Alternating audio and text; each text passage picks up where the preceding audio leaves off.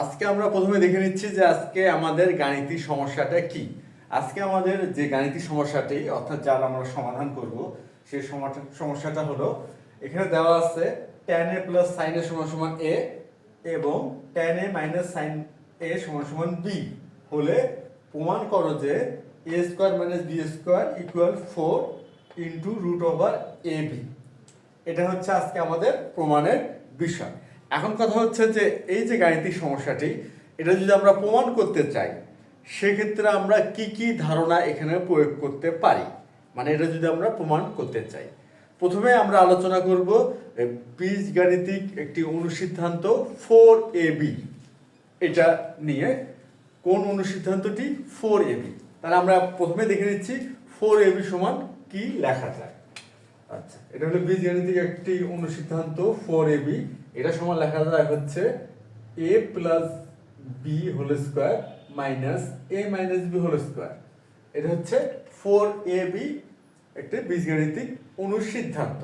এখন এটা যদি বিপরীতভাবে থাকে, বিপরীতভাবে মানে হচ্ছে এরকম, যদি থাকে a plus b whole square minus a minus b whole square, সেক্ষেত্রে অবশ্যই আমরা লিখতে পারবো 4ab এইভাবে লেখা যায়।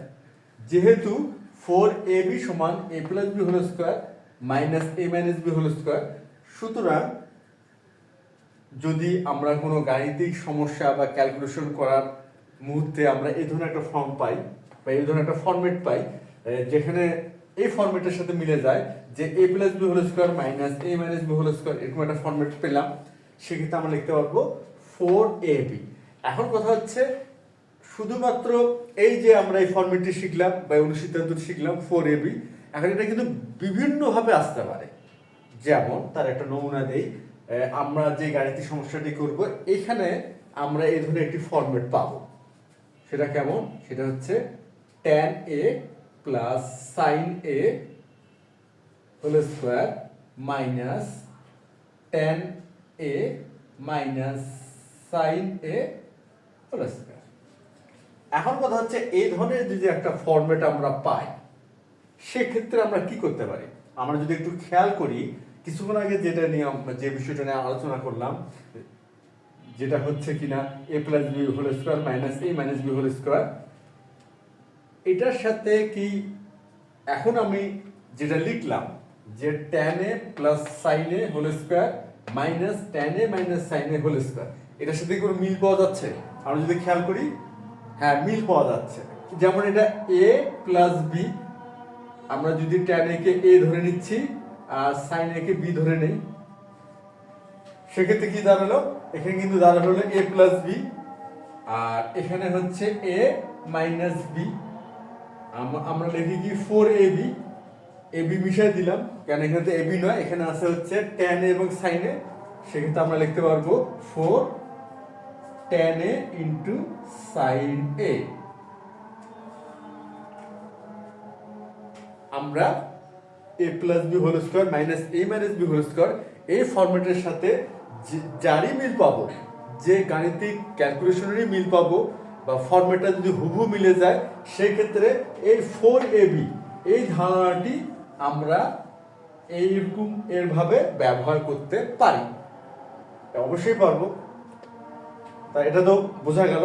এরপর আমরা যে কাজটি করব সেটা হচ্ছে বা ধারণাটি ব্যবহার করব, আমরা জানি sin square a plus cos square a সমান সমান হচ্ছে 1।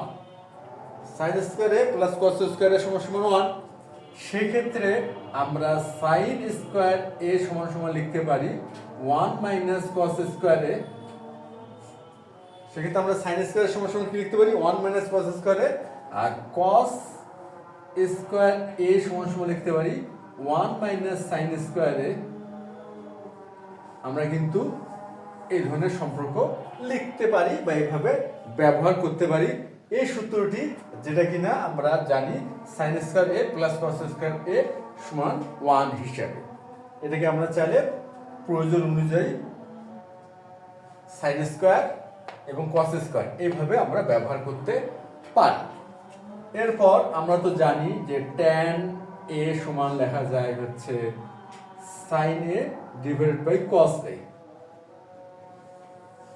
tan এ একটি অনুপাত যেটাকে আমরা প্রকাশ করতে পারি বা বিশ্লেষণ করতে পারি sin এ ভাগ cos এ, এইভাবে।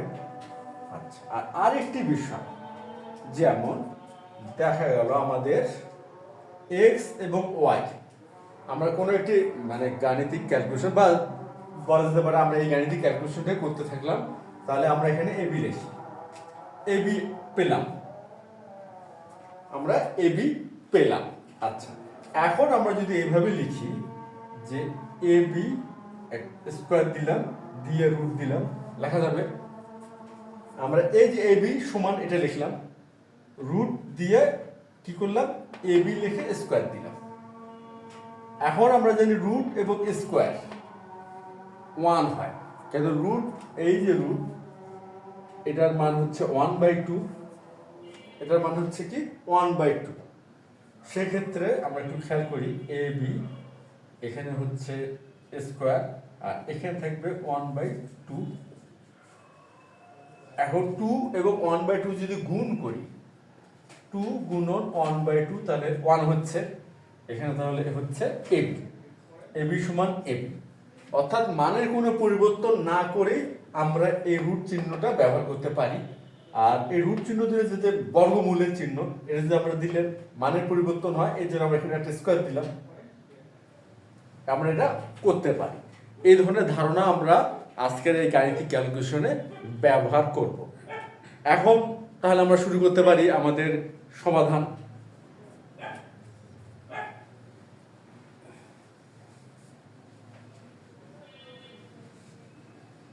এখন আমরা আমাদের গাণিতিক সমস্যাটির সমাধান শুরু করব।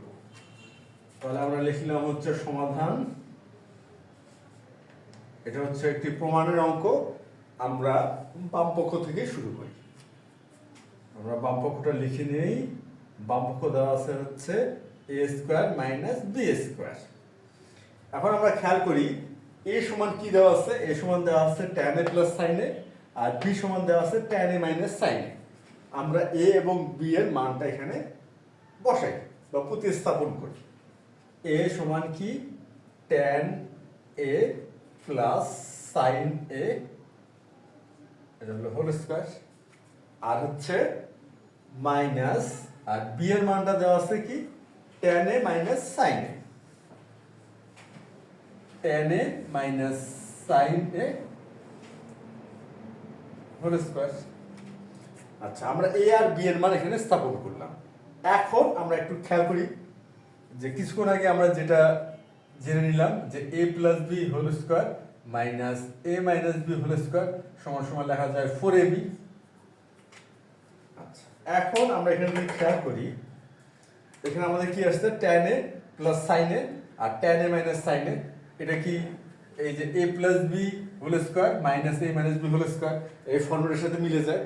এখানে লিখছি আমরা 4ab, আর এখানে আমরা কি লিখব, এখানে লিখব হচ্ছে 4 tan a into sin a,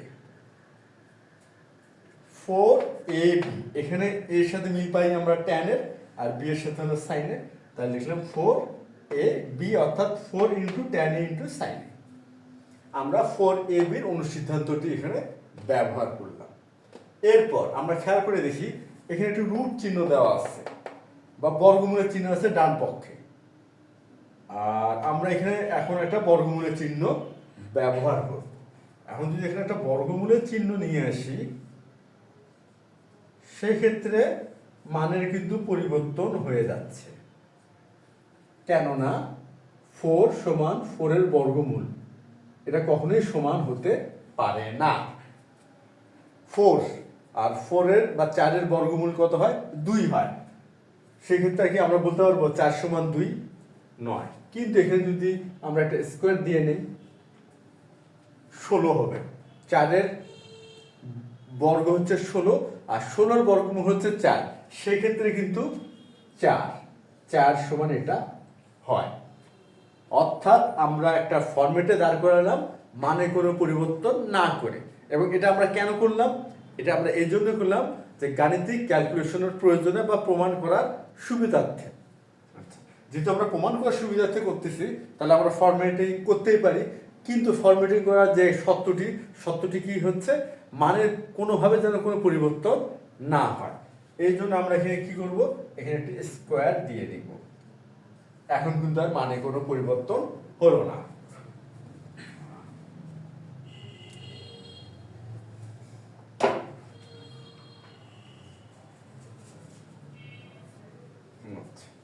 এখন আমরা যে কাজটা করতে পারবো, 4 রুট, এখানে স্কোয়ার আছে, এটা এখন লিখতে পারবো চাইলে আমরা tan square a into sine square a আমরা লিখলাম। আচ্ছা, এখন আমরা তো জানি বা কিছুক্ষণ আগে আমরা একটা আলোচনা করলাম যে sine square a plus cos square a সমান সমান 1 হয়। এটা একটা ত্রিমুতিক অভেদ বা সূত্র। এখন আমরা সাইন স্কোয়ার a সমান সমান কি লিখতে পারি, সাইন স্কোয়ার a সমান সমান লিখতে পারি 1 মাইনাস কস স্কোয়ার a। এটা কিন্তু আমরা লিখতেই পারি, কারণ সাইড চেঞ্জ করলে বা পক্ষ পরিবর্তন করলে আমরা সাইন স্কোয়ার a সমান সমান 1 মাইনাস কস স্কোয়ার a পাই। এই ক্ষেত্রে কি করতে পারি, সাইন স্কোয়ার এর স্থলে আমরা লিখতে পারি 1 মাইনাস কস স্কোয়ার a। আমরা লিখি 4 tan স্কোয়ার a থাকলো into 1 minus cos square a। আমরা সাইন স্কোয়ার এর স্থলে 1 মাইনাস কস স্কোয়ার a লিখলাম। এখন আমরা কি করব, tan স্কোয়ার দিয়ে 1 এবং 1 মাইনাস কস স্কোয়ার a কে গুণ করব। গুণটা করি, tan square a minus tan square a into cos square a, আমরা গুণটা করলাম। আচ্ছা, tan a সমান কি হয়, tan a সমান হয় sin a by cos a। আর যেহেতু এটা tan স্কোয়ার a, সেক্ষেত্রে হবে sin square a divided by cos square a। আমরা তাহলে লিখবো এখন এই tan স্কোয়ার এই থাকলো, এটাকে চেঞ্জ করব না। আর এই tan স্কোয়ার এর স্থলে লিখলাম sin square a divided by cos square a আর ইনটু cos স্কোয়ার a তো থাকবেই। এখন আমরা একটা বিষয় খেয়াল করি, এই যে cos স্কোয়ার a, এই cos স্কোয়ার a, এটা কি হবে, এটা ভাগ হবে। তা cos square a K cos square a দ্বারা যদি ভাগ করা হয়, ভাগফল কি হয়, 1 হয়। যেহেতু ভাগফল 1 হয়, সেক্ষেত্রে আমাদের এখানে থাকবে হচ্ছে sin স্কোয়ার a। আমরা কি পেলাম, আমরা পেলাম হচ্ছে tan square a minus sin square a। এখন বীজগণিতিক যে আরেকটি সূত্র, যেটা কিনা আমরা বলি a স্কোয়ার মাইনাস b স্কোয়ারের সূত্র, সেটা সমান কি হয়, আমরা ওভারঅল সবাই জানি a square minus b square সমান লেখা যায় a plus b into a minus b। এটা সমান সমান কি লেখা যায়, a plus b into a minus b। এখন এখানে কি আছে, tan square a minus sin square a। আমরা কি a স্কোয়ার মাইনাস b স্কোয়ারের সাথে এই ফরম্যাটটার মিল পাই? অবশ্যই পাই। আমরা tan a কে যদি a এবং sin a কে যদি b এর সাথে কম্পেয়ার করি, সেক্ষেত্রে কিন্তু আমরা a স্কোয়ার মাইনাস b স্কোয়ারের সাথে একটি সম্পর্ক পাই।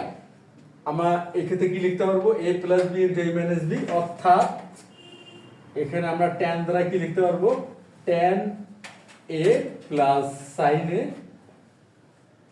Into tan a minus sin a, এটা আমরা লিখতে পারবো। আমরা a square minus b square যে বীজগণিতিক সূত্র আছে, সেটা এখানে অ্যাপ্লাই করলাম। এখন আমরা একটা বিষয় খেয়াল করি, tan a plus sin a সমান কি দেওয়া আছে, a, tan a plus sin a, এটা a লিখতে পারবো। আর tan a minus sin a সমান সমান দেওয়া আছে b। সেই ক্ষেত্রে আমাদের চলে আসলো রুট a b। আমাদের ডান পক্ষটা চলে আসছে, অর্থাৎ a square minus b square সমান কি আসলো, 4 into root over a b। অর্থাৎ এটা হচ্ছে রাইট সাইডের সমান প্রমাণিত।